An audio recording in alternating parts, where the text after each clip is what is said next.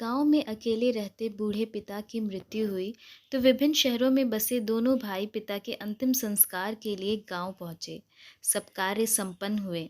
कुछ लोग चले गए थे और कुछ अभी बैठे थे कि बड़े भाई की पत्नी बाहर आई और उसने अपने पति के कान में कुछ कहा।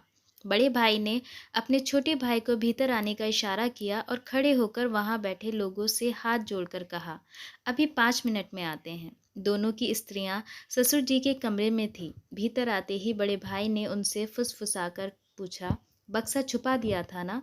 हाँ, बक्सा हमारे पास है। चलिए जल्दी से देख लेते हैं, नहीं तो कोई आसपास का हक जताने आ जाएगा और कहेगा कि तुम्हारे पीछे हमने तुम्हारे बाबूजी पर इतना खर्च किया वगैरह वगैरह। क्यों देवर जी? बड़ी की पत्नी ने हंसते हुए कहा। हाँ सही कहा भाभी, कहकर छोटे ने भी सहमति जताई। बड़ी बहू ने जल्दी से दरवाज़ा बंद किया और छोटी ने तेजी से बाबूजी की चारपाई के नीचे से एक बहुत पुराना बक्सा निकाला।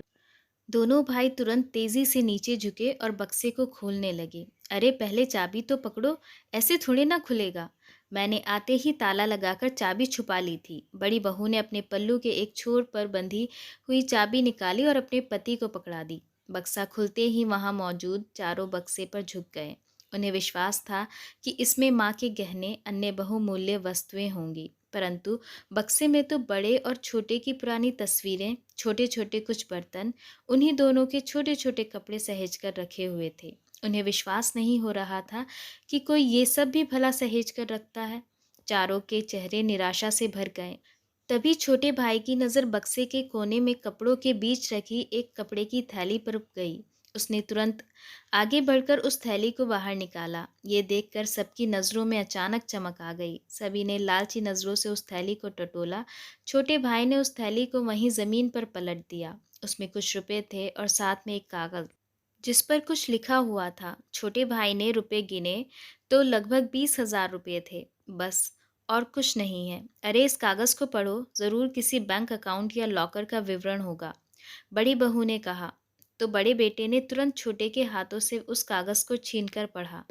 उस पर लिखा हुआ था, क्या ढूंढ रहे हो? संपत्ति? हाँ, यही है मेरी और तुम्हारी माँ की संपत्ति।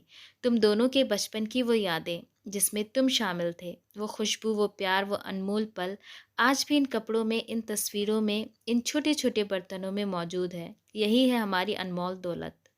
तुम तो हमें यहाँ अकेले छोड़कर चले गए थे अपना भविष्य संवारने, मगर हम यहाँ तुम्हारी यादों के सहारे ही जिए। तुम्हारी माँ तुम्हें देखने को तरस गई और शायद मैं भी। अब तक तुमसे कोई पैसा नहीं लिया, अपनी पेंशन से ही सारा घर चलाया, पर तुम लोगों को हमेशा इस बक्से में अनमोल दौलत है जानबूझकर सुनाता रहा। मगर बच्चों ध्यान देना, अपने बच्चों को कभी अपने से दूर मत करना, वरना जैसे तुमने अपने भविष्य का हवाला देकर हमें अपने से दूर किया, वैसे ही दुनिया का सबसे बड़ा दुख जानते हो क्या होता है? अपनों के होते हुए भी किसी अपने के पास नहीं होना। जीवन में उस समय कोई दौलत, गहने, संपत्ति काम नहीं आते। बच्चों, मरने के बाद भी मैं तुम पर बोझ नहीं बनना चाहता, इसलिए ये पैसे मेरे अंतिम संस्कार का खर्च है। पूरा कागज पढ़ते ही बड़े बेटे के साथ साथ छोटा बेटा भी फूट फूट कर रो पड़ा। धन्यवाद। अगर आपको ये कहानी पसंद आई है तो like, comment, share and subscribe करना ना भूलें। Thanks for watching.